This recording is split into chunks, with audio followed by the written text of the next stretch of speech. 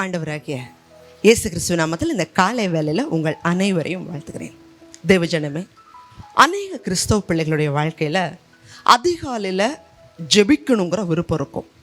ஆனால் விருப்பம் இருந்தாலும் குடும்ப வேலைகள், வெளி வேலைகள், அநேக காரியங்களை பார்க்கும் பொழுது அதை பல பேருடைய வாழ்க்கையில் சில நாட்கள் இருக்கும், பல நாட்கள் இருக்காது. ஆனால் பரிசுத்த வேதாகமத்தில் இந்த அதிகாலையில் ஜெபிக்கும் பொழுது நமக்கு என்னெல்லாம் நன்மைகள் வரும் அதைத்தான் இன்னைக்கு நம்ம பார்க்க போறோம். வாசிக்கலாம். சங்கீதங்களின் புஸ்தகம் 46 4வது 5வது வசனம். ஒரு நதியுண்டு, அதன் நீர்க்கால்கள் தேவனுடைய நகரத்தையும் உன்னதமானவர் வாசம் பண்ணும் பரிசுத்த ஸ்தலத்தையும் சந்தோஷிப்பிக்கும். தேவன் அதன் நடுவில் இருக்கிறார், அது அசையாது. அதிகாலையிலே தேவன் அதற்கு சகாயம் பண்ணுவார். ஒரு நதியுண்டு, அதோடைய நீர்க்கால்கள் தேவனுடைய நகரத்தையும் பரிசுத்த ஸ்தலத்தையும் சந்தோஷிப்பிக்குமா. அதற்கு பிறகு நம்ம வாசிக்கிறோம், தேவன் அதற்கு அதிகாலையிலே சகாயம் பண்ணுவார். ஒரு நாளைக்கு 24 மணி நேரம் இருக்கு. எல்லா நேரமும் ஜெபிக்கலாமா? எல்லா நேரமும் ஜெபிக்கலாம், தவறல. மதியானம் ஜெபிக்கலாம், சாயங்காலம் ஜெபிக்கலாம், இரவு ஜெபிக்கலாம். ஆனா பெரும்பாலான ஊழியர்கள் ஏன் இந்த அதிகாலையில ஜெபிக்க சொல்றாங்க அப்படின்னு சொன்னா, இப்போ ஒரு நாளைக்கு 24 மணி நேரம் இருக்கு. ஆனா ஒரு பகல்ல குளிர்ச்சியான வேலை, பனியின் வேலைன்னா அது அதிகாலை தான்.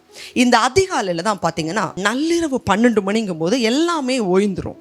ஓய்ந்ததுக்கு பிறகு பூமியே ரெஃப்ரெஷ் ஆகிற டைம் அந்த அதிகாலை தான்.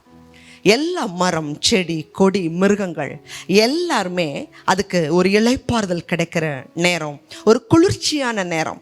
இதே நம்ம ஆதியாகமத்தின் புஸ்தகம் ஏதேன் தோட்டத்தில் தேவன் பகலில் குளிர்ச்சியான வேளையில் இறங்கி வருகிறத பார்க்குறோம். இஸ்ரவேல் ஜனங்களுக்கும் தேவன் அதிகாலையில் தான் மன்னாவை கொடுக்கிறார். இந்த இடத்துல சங்கீதம் 46 வாசிக்கிறோம், தேவன் அதற்கு அதிகாலையிலே சகாயம் பண்ணுவார்.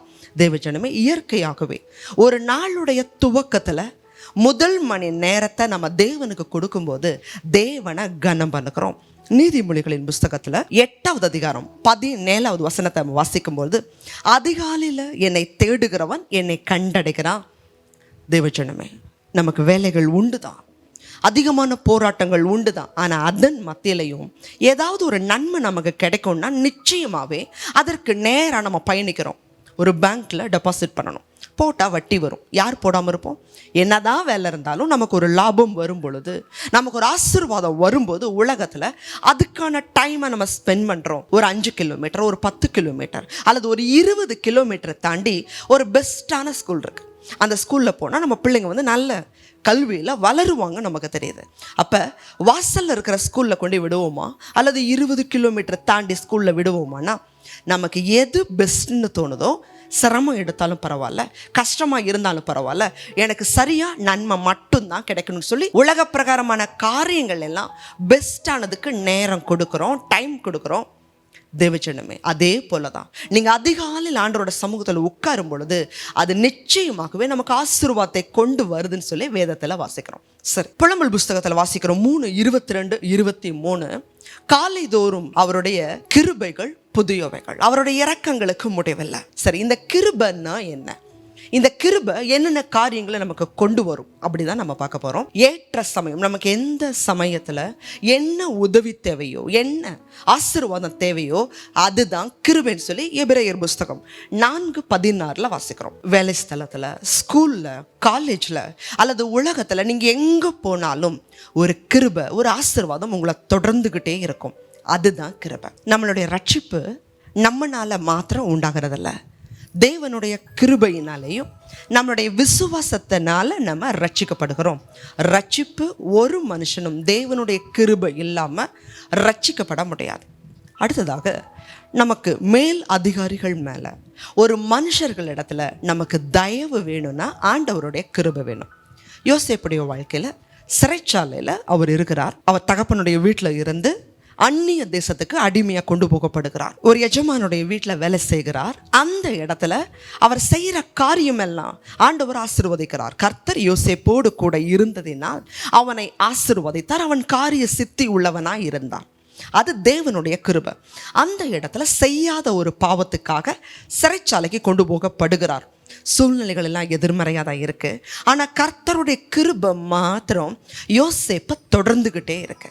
கர்த்தருடைய கிருபை யோசேப்பு மேலே இருந்ததுனால அந்த சிறைச்சாலை தலைவனுடைய கண்களில் யோசேப்புக்கு தேவன் தயவை கிடைக்கும்படி செய்தார். இது ஆதியாகமம் 39:21 வாசிக்கிறோம். இப்படி மேல் அதிகாரிகள் கண்கள்ல தயவு தேவனுடைய கிருபையினால தான் கிடைக்குது.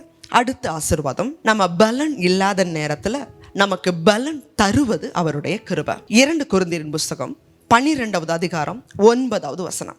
இந்த வசனத்துல வாசிக்கிறோம், அப்போஸ்தலனாகிய பவுல் அவர் ஜெபிக்கும் போது மற்றவர்களுக்கு அற்புதம் நடக்குது, வியாதிகள் சுகமாகுது. இவருடைய உருமாறு எடுத்துட்டு போய் வியாதியஸ்தர்கள் மேல போறாங்க, வியாதியஸ்தர்கள் குணமாகறாங்க. எத்தனையோ பேரை, மரித்தவனை கூட இந்த அப்போஸ்தலனாகிய பவுல் உயிரோடு கூட எழுப்புகிறார். ஆனா இந்த அப்போஸ்தலனாகிய பவுலுடைய சரீரத்துல ஒரு பலவீனம். ஆண்டவரை நோக்கி கூப்பிடுறாரு.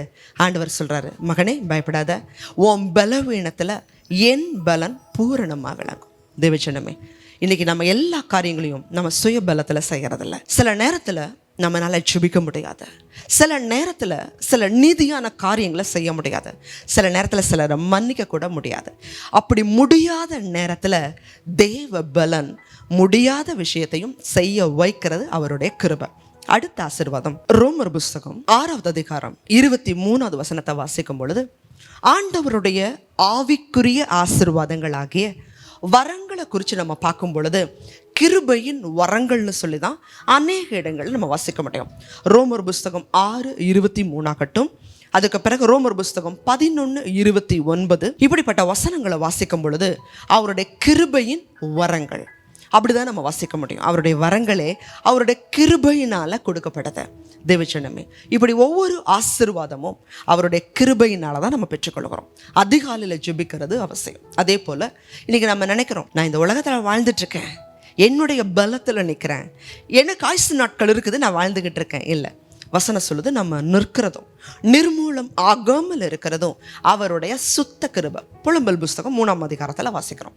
தேவஜனமே, இஸ்ரவேல் ஜனங்களை ஆண்டவர் எகிப்திலிருந்து விடுதலை கொடுத்து வனாந்திரத்துக்கு அனுப்புறார். இந்த வனாந்திரத்துல வைத்து அவங்க மனம் போல போக்குல வாழ்வாங்க. நல்லது எது, கெட்டது எது, தேவனுடைய பார்வையில நீதி எது, சத்தியம் எது, தேவனுக்கு பிரியமானது எது, சித்தமானது எது, எதுவுமே அவங்களுக்கு தெரியாது. இப்ப ஒரு தாய் எப்படி தன் பிள்ளைக்கு கற்றுக் கொடுக்கிறாளோ அதே போல கர்த்தர் எது நீதியின் பாதை, எது சத்தியங்கிற சட்டத்திட்டங்களை இப்போ அவங்களுக்கு கொடுக்கணும். அப்போ இந்த சட்டத்திட்டங்களை கொடுக்கறதற்கு ஆண்டவர் மோசேவை முதல்ல அழைக்கும் பொழுது, இந்த கட்டளைகளையும் நியாயப்பிரமாணத்தையும் கொடுக்கும் பொழுது முதல்ல ஏறி வா அப்படிங்கிற வசனத்தை தான் வாசிக்க முடியும். வாசிக்கலாம். யாத்திராகமத்தின் புஸ்தகம் 19ஆம் அதிகாரம் 3வது வசனத்தை வாசிங்க. மோசே தேவனிடத்திற்கு ஏறி போனான். கர்த்தர் மலையிலிருந்து அவனை கூப்பிட்டு, நீ யாக்கோபு வம்சத்தாருக்கு சொல்லவும் இஸ்ரவேல் புத்திரருக்கு அறிவிக்க வேண்டியது என்னவென்றால், ஜனங்களுக்கு சட்டங்களை கொடுக்கணும். அப்ப நீ ஏறி வா. சட்டங்களை கொடுக்கிறார். 40 நாட்கள் மோசே ஆண்டவருடைய சமூகத்துல காத்திருக்கிறார். இரவு பகலா காத்திருக்கிறாரு. ஆண்டவர் அவருடைய கட்டளைகளை, நியாயப்பிரமாணங்களை, கற்பனைகளை கொடுத்து அனுப்புறார். இப்ப கொடுத்துட்டு மலையிலிருந்து அவர் கீழே 40 நாட்கள் கழிச்சு கீழே இறங்கி வர்றாரு. கீழே மோசேவை காணும்னு சொல்லி அந்த இஸ்ரவேல் என்ன செய்யறாங்க, தங்கள் கைகளில், கழுத்துல, காதுல இருக்கிற எல்லா தங்கத்தையும் ஆரோன்ட்ட கொடுத்து, எங்களுக்கு ஒரு விக்கிரகம் வேணும். ஏன்னா எகிப்து தேசம் விக்கிரக தேசம். பல ஆயிரக்கணக்கான விக்கிரகங்கள் அந்த இடத்துல உண்டு. இந்த வழிபாடுகளை பார்த்தே வளர்ந்தவங்க, எங்களுக்கும் விக்கிரகம் வேணும். மோசே மலைக்கு போனாரு, என்ன ஆச்சுன்னு எங்களுக்கு தெரியாது, எங்களுக்கு ஒரு விக்கிரகம் வேணும் அப்படின்னு சொல்லி பொன் கண்ணுக்குட்டையை செஞ்சு முன்னாடி ஆடி பாடி தங்களுடைய ரத்தத்தையும் சிந்தி தங்களுடைய பிள்ளைகளை நிர்வாணமாக்கி தேவனை துக்கப்படுத்திட்டு இருந்தாங்க. இந்த காரியத்தை பார்த்த உடனே மோசேவுக்கு ஆவிக்குரிய மிகுந்த கோபம் வந்து அந்த கட்டளைகளை உடைத்தார். தேவஜனமே, அந்த இடத்துல அன்று தேவனுடைய பட்சத்துல நிற்காத 3000 பேர் விழுந்தார்கள், கொல்லப்படுறாங்க. அதற்கு பிறகு மறுபடியும் அந்த இஸ்ரவேல் ஜனங்களை, மீதியா இருக்கிறவங்களை சுத்திகரித்த, அதற்கு பிறகு மறுபடியும் 10 கட்டளையை உடைச்சாச்சு. மறுபடியும் இந்த 10 கட்டளைகளை அவர் வாங்கணும். இப்ப ஆண்டவர் கூப்பிடுவார், ஏறிவான்னு கூப்பிட மாட்டாரு.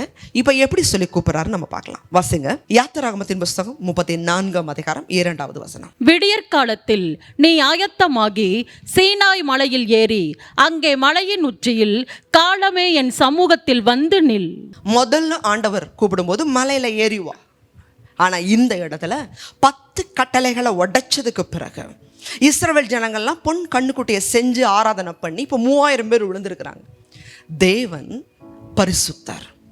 பழைய ஏற்பாட்டு காலத்தில் தேவன் எரிச்சல் உள்ள தேவன், பாவத்தை பார்க்கிறவர் அல்ல, உடனே நியாய தீர்ப்பை இறங்கும். மோசே அழிந்தரக்கூடாதுங்கிறதுக்காக விடியற்காலமே நியாயத்தமாக என் சமூகத்துக்கு வந்து நில்லு அப்படிங்கிறார். தேவஜனமே, புலம்பல் புஸ்தகம் 3ஆம் அதிகாரம் 22, 23 வாச்சோம். காலை தோறும் அவருடைய கிருபைகள் புதியவைகள். தேவஜனமே, அதிகாலையில் நம்ம போகும் பொழுது நம்ம நிர்மூலம் ஆகாதபடி முந்தின நாள் ஏதாவது குறைகள் இருந்திருக்கலாம், குற்றங்கள் இருந்திருக்கலாம், பாவங்கள் இருந்திருக்கலாம். இந்த காலை வேளையில் ஆண்டவருடைய சமூகத்தில் நீங்கள் போகும் பொழுது நம்ம நிற்கிறதும் நிர்மூலம் ஆகாமல் இருக்கிறதும் அவருடைய ஆசீர்வாதத்தை பெறுவதும் அவருடைய கிருபை. தேவஜனமே, நீங்கள் மாத்திரம் இல்லை, வரக்கூடிய நாட்களில் வசனத்தில் வாசிக்கிறோம், ஃபியூச்சர் ஜென்ரேஷனில் கட்டுக்கதைகளுக்கு சாய்ந்து போகும் காலம் வரும். வசனம் இல்லாமல் ஜனங்க கட்டுக்கதைகளை, பொய்யான சத்தியங்களை விசுவாசிக்கிற நாட்கள் வரும். அதனால நீங்கள் மாத்திரமல்ல, உங்கள் பிள்ளைகளும் ஆண்டவருடைய சமூகத்தில் உட்காரவும், அவருடைய வசனங்களை கற்றுக்கொள்ளவும், அதிகாலையில் ஜெபிக்கக்கூடிய பழக்கத்தை அவங்களுக்குள்ள கொண்டு வந்துட்டீங்கன்னா நீதிமானுக்கோ 1000 தலைமுறைக்கு இரக்கம் செய்கிறவராக இருக்கிறார். இந்த அதிகாலை ஜெபத்தை எக்காரணத்தை கொண்டு விட்டுறாதீங்க. இதோடைய அடுத்த பகுதியில் ஏன் நம்மளால் அதிகாலையில் ஜெபிக்க முடியல, அதுக்கான 2 தீர்வுகள் என்ன, 2 காரணம் என்ன, இதை எப்படி நம்ம தீர்வு செய்யலாம் அப்படிங்கிறத அடுத்த பகுதியில் பார்க்கலாம். ஜெபிக்கலாம். அதிகமாக நேசிக்கிறீங்களா அன்புள்ள ஆண்டவரே? அதிகாலையில் ஏன் ஜெபிக்கணும்? மற்ற நேரங்களில் ஜெபிச்ச ஆண்டவர் கேட்க மாட்டாரா? இன்னைக்கு பல பேருடைய வாழ்க்கையில் இந்த கேள்வி இருக்குது. ஆனால் இந்த அதிகாலையில் ஜெபிக்கும் பொழுது கிருபை எங்களை சூழ்ந்து கொள்ளுகிறத பார்க்குறோம். அந்த கிருபையின் மூலமாக எங்களுக்கு வரக்கூடிய ஆசீர்வாதங்களை நாங்கள் அடுத்தடுத்த காரியங்களை நாங்கள் பார்த்தோம். ஆண்டவரே தகப்பனே, ஜீவனை பார்க்கிலும் உங்கள் கிருபை நல்லது. இந்த கிருபையை நாங்கள் பெறுவதற்கு முதலாவது மணி நேரத்தை உங்களை சமூகத்தில் கொடுத்து உங்களை கனப்படுத்தி எல்லா ஆசீர்வாதங்களையும் பெற்றுக்கொள்ள எங்கள் அனைவருக்கும் கிருபை தாங்க. ஆசீர்வாதங்க இயேசு கிறிஸ்துவின் மூலமாய் ஜெபிக்கிறோம் நல்ல பிதாவே, ஆமென். அதிகாலையில் ஜெபிங்க. கர்த்தருடைய கிருபை உங்களையும் உங்களுடைய குடும்பத்தையும் சூழ்ந்து கொள்வதாக. ஆமென்.